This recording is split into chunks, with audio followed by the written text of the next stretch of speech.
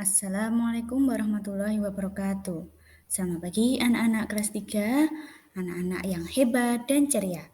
Hari ini kita akan belajar tema 3, subtema 1, muatan PPKN tentang musyawarah.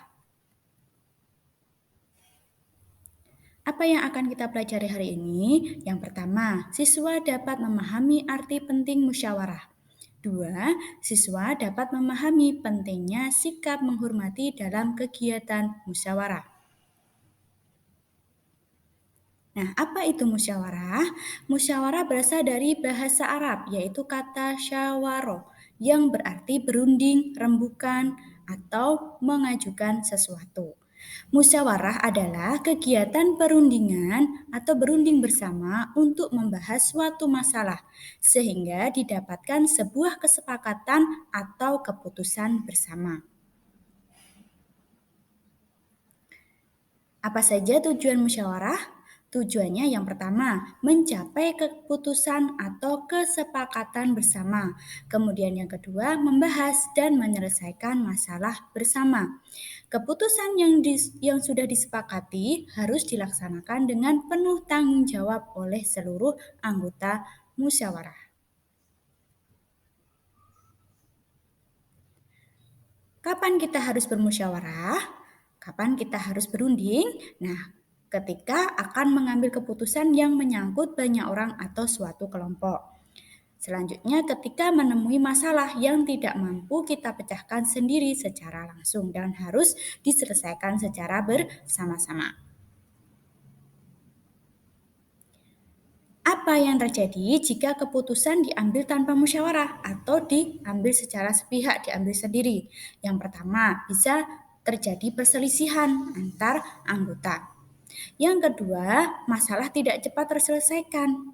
Ketiga, bisa jadi keputusan yang diambil adalah keputusan sepihak dan tidak berdasarkan keputusan bersama. Musyawarah itu manfaatnya apa ya? Yang pertama, melatih mengemukakan atau mengajukan pendapat, usul, dan ide. Kedua, masalah dapat diselesaikan dengan mudah dan cepat. Tiga, dapat menyatukan pendapat yang berbeda. Empat, dapat menjalin kerukunan dan rasa kebersamaan. Lima, menghindari prasangka dan pertengkaran. 6. Melatih menghargai pendapat orang lain yang berbeda dengan kita. 7. Keputusan yang dihasilkan bersifat adil karena keputusan diambil secara bersama-sama. Apa saja ciri-ciri musyawarah yang baik? Ciri-cirinya yang pertama, dilakukan berdasarkan kepentingan bersama. 2. Hasil keputusan musyawarah dapat diterima oleh seluruh peserta musyawarah. Jadi tidak secara sepihak. 3. Pendapat yang diusulkan peserta musyawarah dapat dipahami oleh peserta lainnya. 4. Mengutamakan kepentingan bersama bukan kepentingan pribadi atau golongan. Sikap apa saja yang harus kita miliki atau harus kita perhatikan saat musyawarah? 1. Mengajukan pendapat dengan baik, sopan, dan dapat dipahami. 2. Tidak memaksakan pendapat kita kepada orang lain. 3. Menghargai suara terbanyak dan pendapat orang lain meskipun berbeda dengan kita.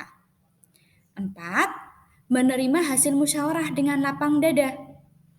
5. Kemudian melaksanakan hasil keputusan bersama tadi dengan penuh tanggung jawab.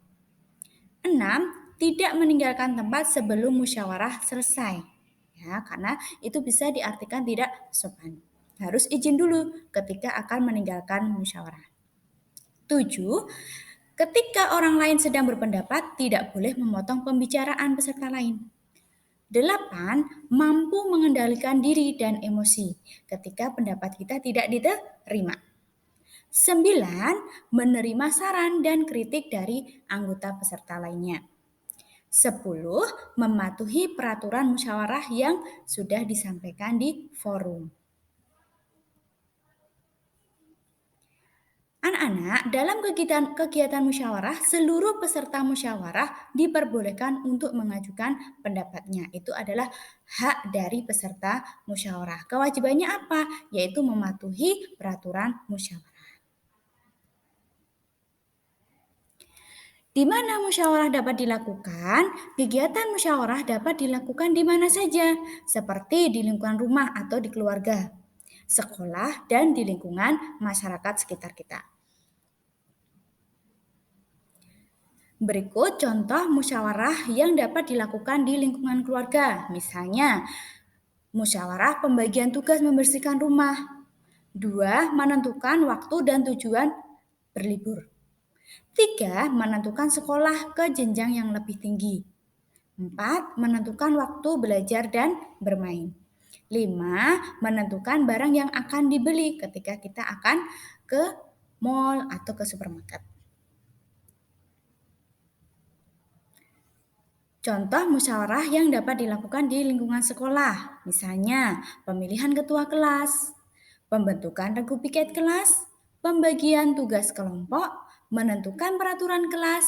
Yang kelima, pemilihan peserta lomba yang akan diajukan oleh sekolah. Contoh musyawarah di lingkungan masyarakat. 1. Pemilihan ketua RT atau ketua RW. 2. Mengadakan kerja bakti. Ketika akan mengadakan kerja bakti, membangun jalan, tempat ibadah, dan lain-lain, itu juga dibutuhkan musyawarah untuk persiapannya. 3. Menentukan jadwal dan regu kamling. Kamling itu apa? Regu ronda, ya, sistem keamanan lingkungan. 4. Penentuan panitia suatu kegiatan. Ketika kegiatan akan dilakukan di suatu dusun, maka dibentuk panitia. Nah, ini dibutuhkan musyawarah.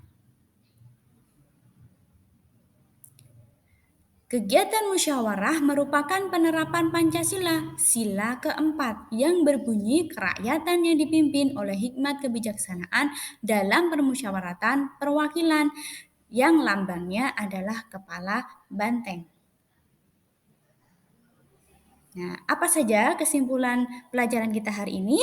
Kita harus melakukan musyawarah ketika menghadapi masalah yang tidak mampu kita pecahkan sendiri, supaya mendapatkan keputusan yang terbaik yang bisa diterima dan dilaksanakan oleh seluruh anggota musyawarah dengan penuh tanggung jawab.